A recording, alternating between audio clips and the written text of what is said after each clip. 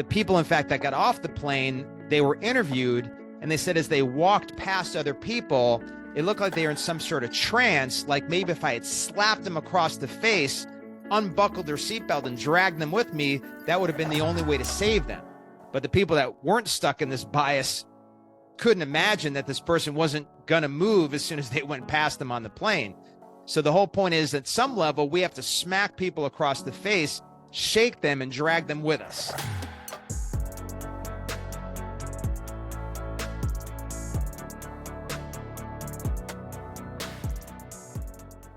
Hey, chiropractors, this is a really critical piece of communication we're going to focus on today.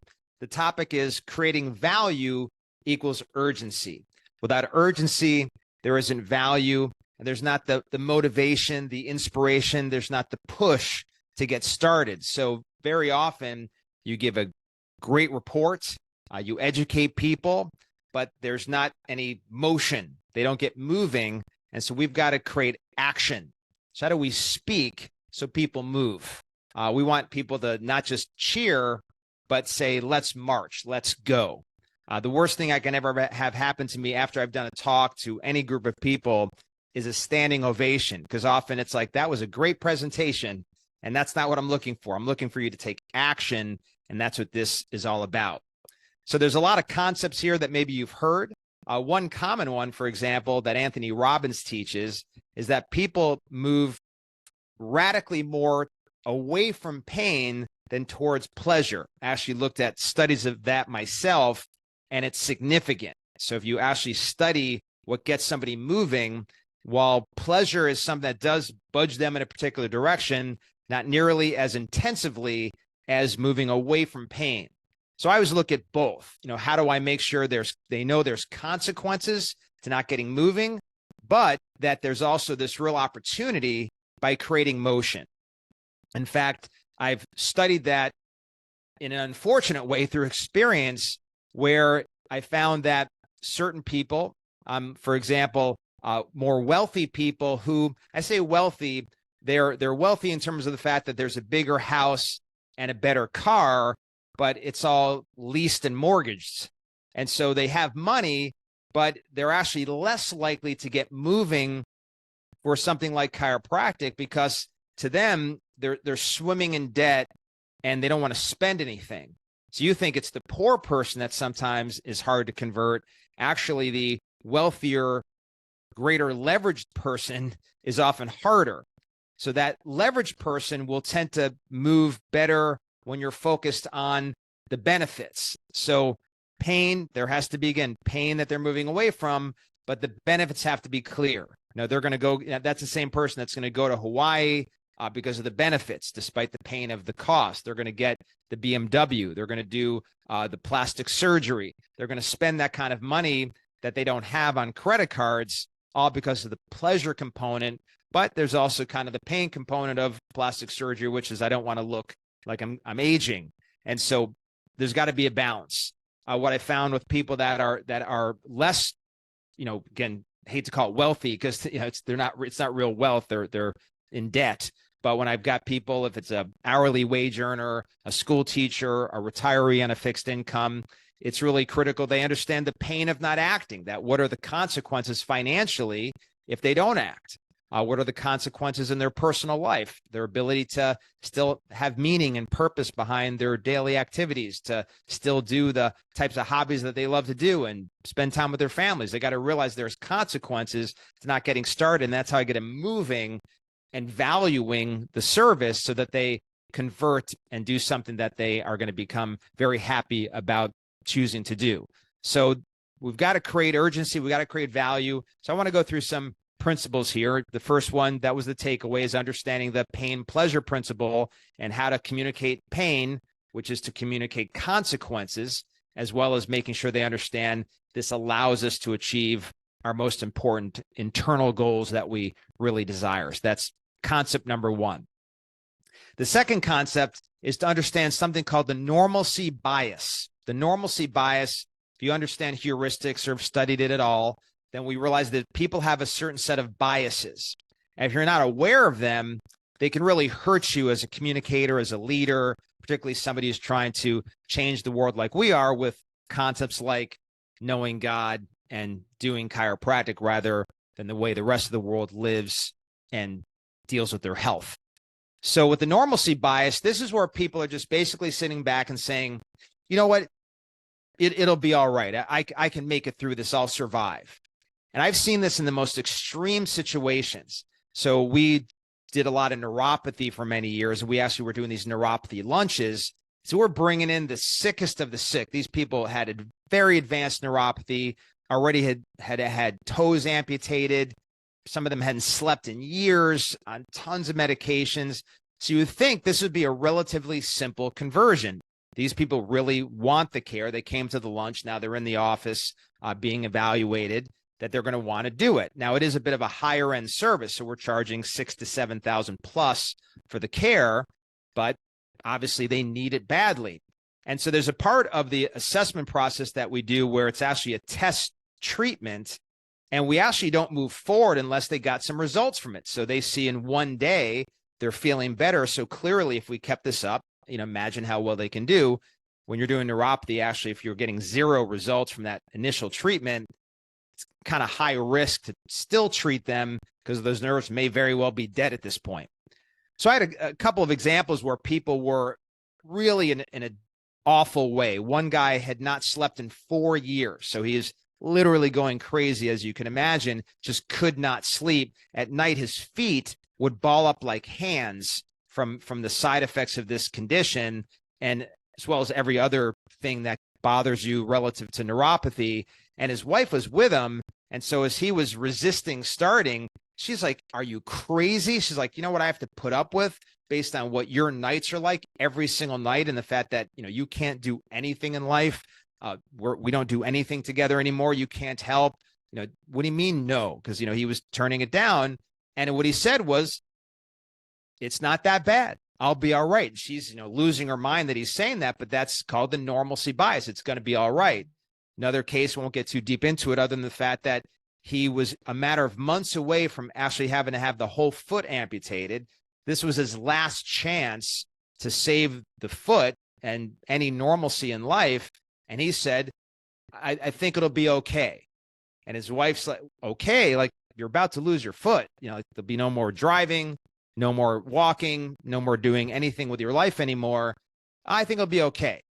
And so there's a very well-described area of psychology called heuristics that explains that type of aggressive bias. And we could talk about all the biases are pretty fascinating, but this one impacts our ability to create urgency and value. How do I get that person moving?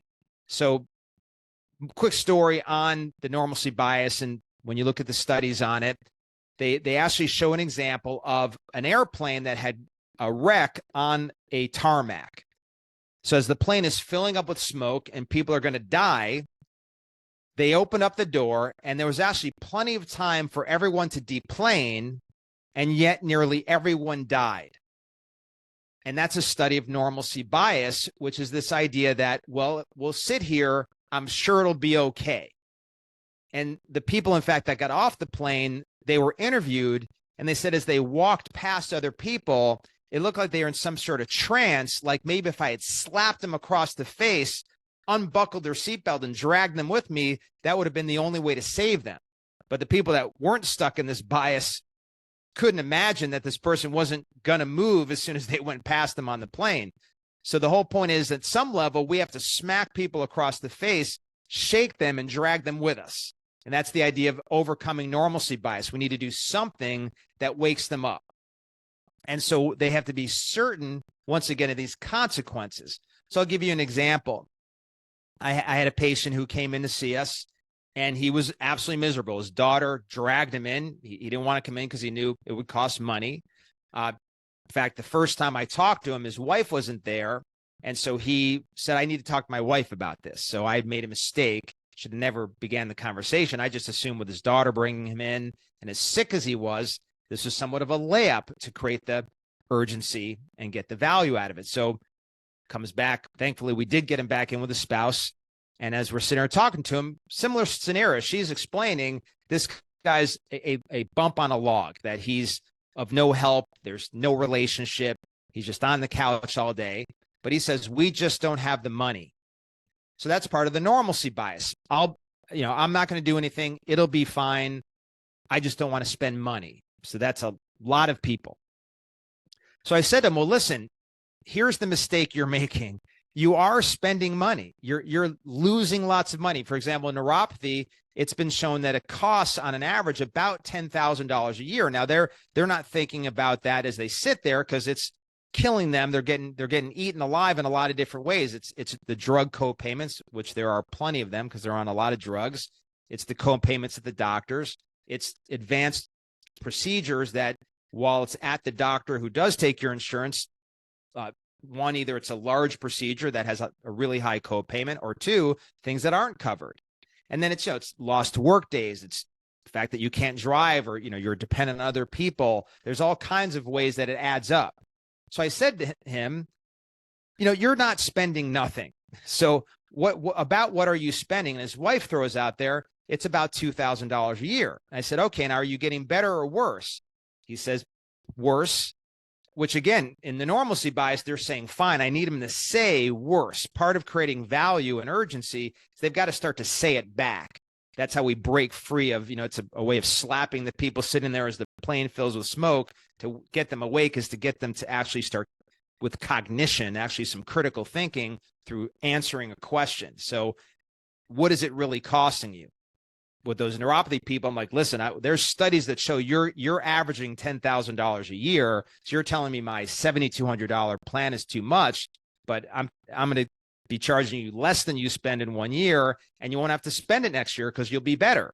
So I'm saying the same to this guy. He adds it up. It's about $2,000 a year. Then I say, is it getting better or worse? He says worse. So I said to his wife, so then what are you going to start spending? If it's getting worse, is it going to go down or up? And she says, well, we'd spend more than $2,000 a year. I'm like, okay, well, let's look at the next 10 years. So let's say it gets up to $3,000 over the course of the next few years. By the time we hit 10 years, you've probably spent at least 20 to maybe $35,000. Isn't that true? So you're saying you don't want to spend anything, but you're looking at spending $20 to $35,000. Is that something you're comfortable with? No, I'm not. Okay, let's look at what's more important than that. Where do you see yourself in a year?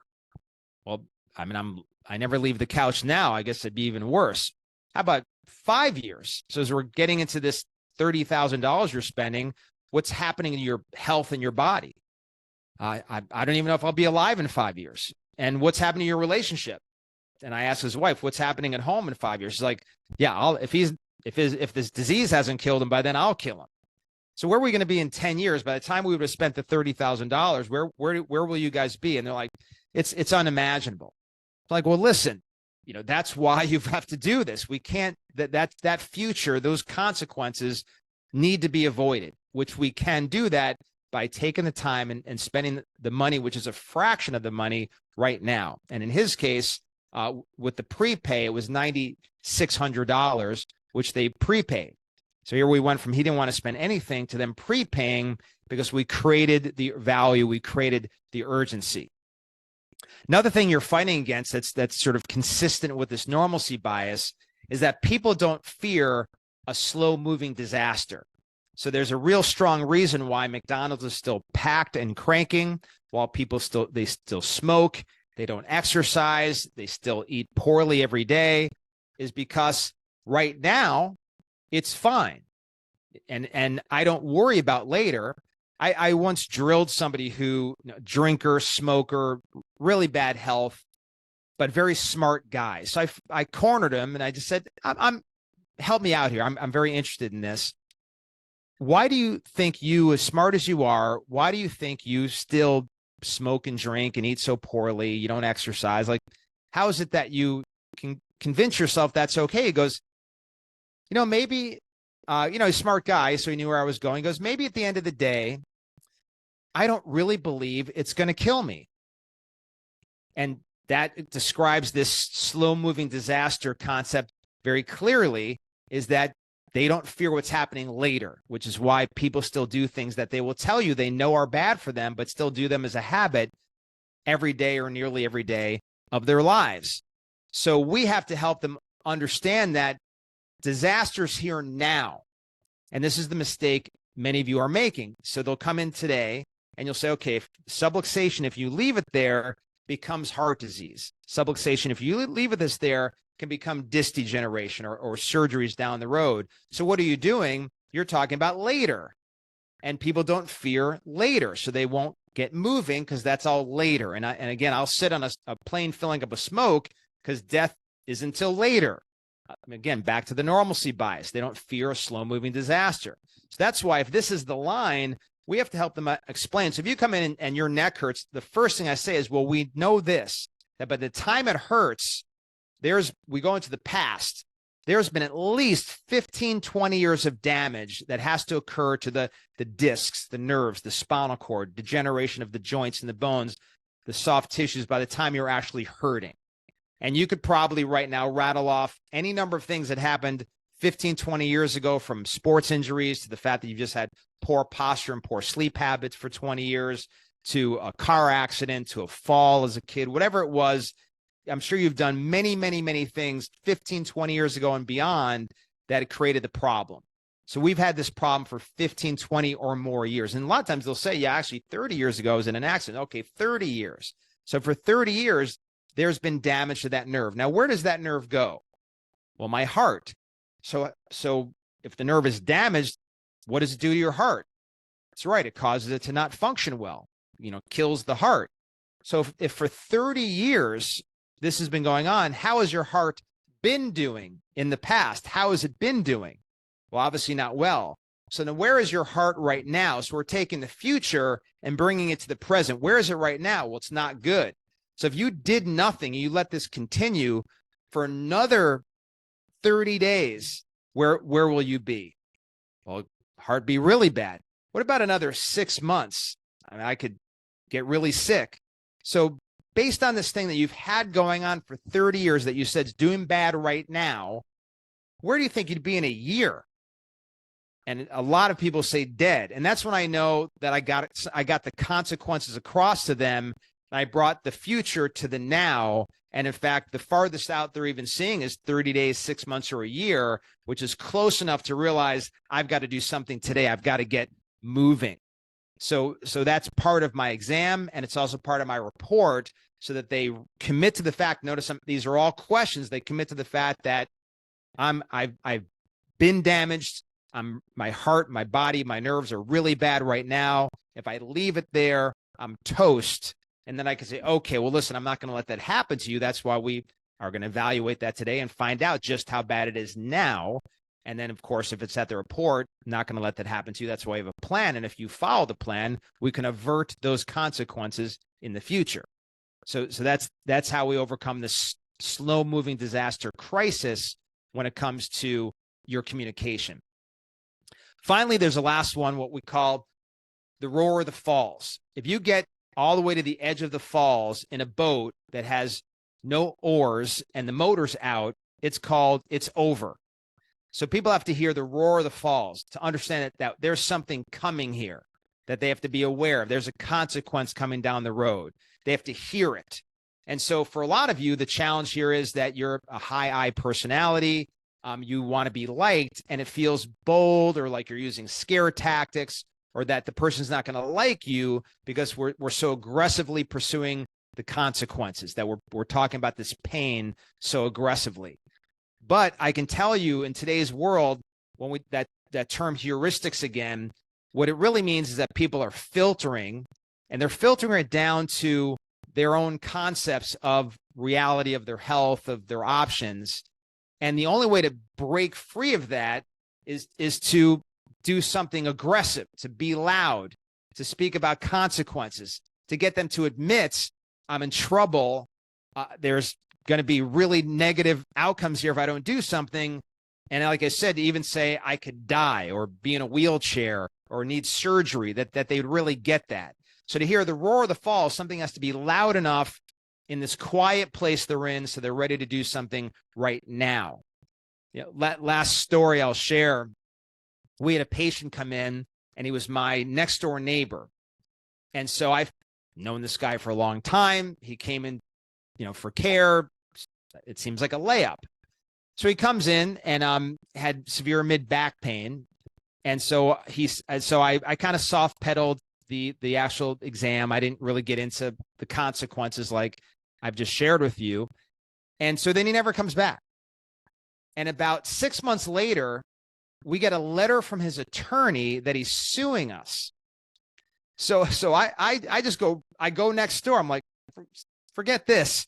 What's going on here? I go next door and he comes out. He's mad. You're not even supposed to talk to me. I've got an attorney. I'm like, Bill, what's going on? Like, how did it get to this? All we did was examine you. We didn't do anything. What's the problem? He goes, I know you didn't do anything. I went to my orthopedist a few days later. He said I had subluxation, which was crazy. I don't think I've ever heard this before in my life. He said I had subluxation and it was dangerous and could kill me. And you did nothing. And the first thing I thought is, man, I blew it. Like he's right. I didn't explain it like that. I didn't explain it as well as the orthopedist did. And so I deserve this, but I did my mea culpa and said, listen, I soft pedaled. I'll apologize. You're my next door neighbor. I didn't want to scare you. So it gets back to, you got to be careful when you're not telling people the truth. You're filtering and watering it down because first of all, they're filtering and watering it down. And secondly, people need to know. Bill's an example of somebody who he needed to know the truth. Every time I've ever lost a patient, heard somebody died who never started care, I always look inside and say, did I tell them the truth? Did they truly understand both the consequences, the pain of not doing something about this, as well as the benefits if they do, that we can really change their life. They could be back on purpose. They could be fulfilling their destiny, achieving everything God born them to achieve. Did I point that out aggressively and well enough without filtering it down because of my own internal dialogue that makes me stop telling people what they need to hear? Did I blow it and it caused them to get hurt later? And that's what we don't want. In Ezekiel's called the watchman. And God says to Ezekiel, it's your job to tell these people if their lifestyle is wrong, if it's not aligned with my intentions. It's your job to tell them to change from their evil ways, because you're the watchman. You watch out over Israel. You watch out over my people in order to save their lives. So you need to tell them the truth. And if you tell them the truth and they continue along their evil, unhealthy path and they die, then their blood's on their hands. But if you water down what I've told you to say, because God says, I'm putting the words in your mouth. If you don't say these words like you need to say them, if you don't tell them the truth like I've asked you to tell them and they die, then their blood is on your hands. So I just want to always make sure that I don't have blood on my hands. That's what I'm certainly trying to do as a doctor, as a man of God, and as a leader in my community. Hopefully you feel the same. Bless you guys. Appreciate you. Remember who you are.